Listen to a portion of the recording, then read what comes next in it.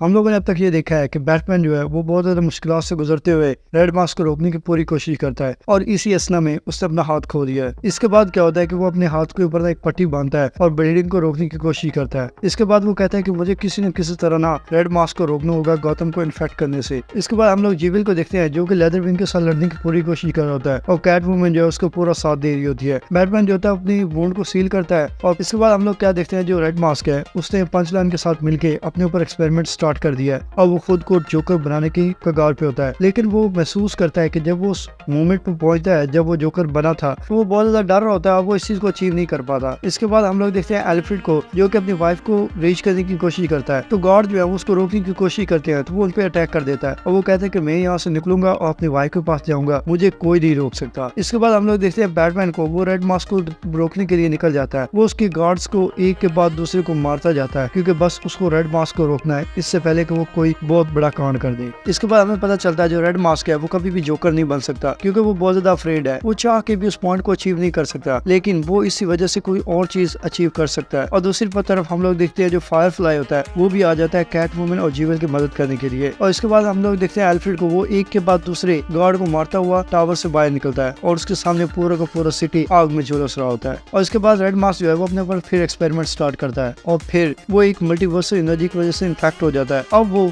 किसी भी यूनिवर्स में जा सकता है, जिस चीज वो यूनिवर्स में होगा वहाँ ऐसे कांड होंगे जिसे कोई सोच भी नहीं सकता। इसके बाद बैटमैन वहाँ एंटर होता है, उसकी और पंच लाइन के आपस में फाइट हो रही होती है। तो वो पंच लाइन को बड़ी जल्दी से डॉज करता है और रेड मास्क के पास पहुंचता है तो उसे पता चलता है रेड मास्क जो है ना वो रेड कलर में ग्लो कर रहा है और वो बहुत ज्यादा फास्ट हो चुका है। और इतने में हम लोग देखते हैं जीविल, एल्फ्रेड और कैट वुमन वो वहाँ जाते हैं और बैटमैन वहाँ डिस्ट्रैक्ट हो जाता है। फिर हम लोग देखते हैं कि रेड मास्क जो है वो वहाँ से टेलीपोर्ट कर जाता है। इसके बाद कैट वुमन जो है वो पंच लाइन को ना टाई अप कर देती है। बैटमैन कहता है कि मुझे अभी के अभी यहाँ से निकलना होगा। इसके बाद एल्फ्रेड और बैटमैन के आपस में बात होती है तो एल्फ्रेड कहता है कि काश मैं तुम्हारी मदद कर सकता, काश मैं वो बाप बन सकता जिसकी तुम्हें जरूरत थी। वो कहता है कि तुम मेरे लिए बन चुके हो, मेरी यूनिवर्स में तुमने मेरी बहुत ज्यादा मदद की है, हाँ तुम मेरी यूनिवर्स में मर चुके हो। इसके बाद कैट वुमन और उसकी आपस में बात होती है तो कैट वुमन कहती है कि मेरे ख्याल से तुम्हें ना जल्दी निकल जाना चाहिए और तभी हमें पता चलता है कैट वुमन से धोखा देती है। इवन बैटमैन कम्प्लीटली प्रिपेयर भी नहीं था, वो उसको एक पोर्टल से नीचे फेंक देती है। बैटमैन जो होता है वो एक और यूनिवर्स में पहुंच चुका होता है। तो इसके बाद हमें पता चलता है वो जिस यूनिवर्स में पहुंचता है तो वहाँ पे जोकर जो है वो डेड होने के बाद दोबारा जिंदा हो चुका होता है। और फिर हम लोग देखते हैं माइकल कीटन के बैटमैन को। हाँ दोस्तों, कॉमिक में माइकल कीटन का बैटमैन होता है और बैटमैन को कहता है तुमने ऐसा क्या किया है कि जोकर जो है वो वापस जिंदा होकर आ गया है। इसलिए में हम लोग देखते हैं जो बैटमैन होता है वो वहाँ से भी टेलीपोर्ट हो जाता है, वो एक और यूनिवर्स में पहुंचता है और उसके सामने एक और जोकर खड़ा होता है। वो कहता है कि इस जोकर से मुझे कुछ अच्छी वाइब नहीं आ रही और तभी हमें पता चलता है वो जोकर कोई आम जोकर नहीं होता बल्कि वैम्पायर जोकर होता है। फिर वो एक के बाद दूसरे यूनिवर्स में जा रहा होता है और हर यूनिवर्स में एक नया जोकर होता है तो उसे पता चलता है कि रेड मास्क जहाँ जहाँ पहुंच रहा है वहाँ एक नया जोकर बन रहा है। इवन वो एनिमेटेड यूनिवर्स में भी पहुंच जाता है और फिर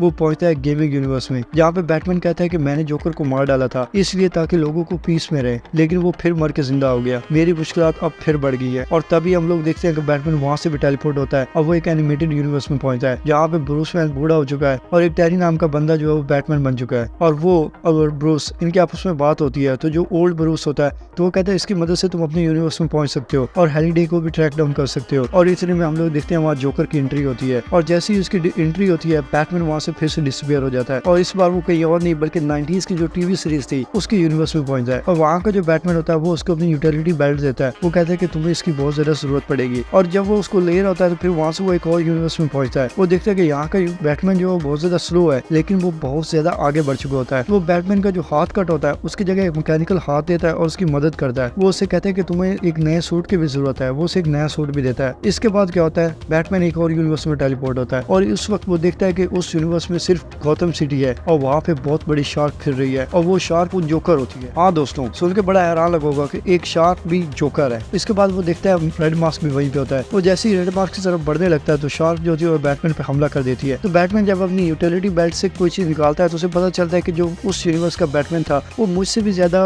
आगे था। उसके पास इवन शार्क को भी रोकने के लिए सामान था। वो देखता है उसके बैग में स्प्रे होता है, जैसे वो शार्क पे स्प्रे करता है तो वो वहाँ से भाग जाती है। इसके बाद वो रेड मास्क को बहुत ज्यादा मारता है पर रेड मास्क जो होता है वो एक बार और टेलीपोर्ट कर सकता होता है, तो वो अपने यूनिवर्स में वापस जाना चाहता होता है, लेकिन बैटमैन उसे रोक लेता है। वो कहता है हम दोनों में से कोई एक ही जाएगा। और बैटमैन तब सोच रहा होता है, वो कहता है मैं अगर चला जाऊं तो रेड मास्क यहाँ पड़ा रहेगा और ये मेरे मोरल्स के खिलाफ है। और ये इसी वजह से ना वो एक रॉक पे बैठ के सोच रहा होता है। तभी हम देखते हैं पीछे से ग्लो होता है और रॉबिन वहाँ पहुंच जाता है, और तब और बैटमैन और रॉबिन एक दूसरे को हग करते हैं और स्टोरी यहीं खत्म हो जाती है। दोस्तों ये स्टोरी आप लोगों को कैसी लगी मुझे कमेंट में जरूर बताइएगा। चैनल को सब्सक्राइब करें, वीडियो को लाइक करें। Thank you so much.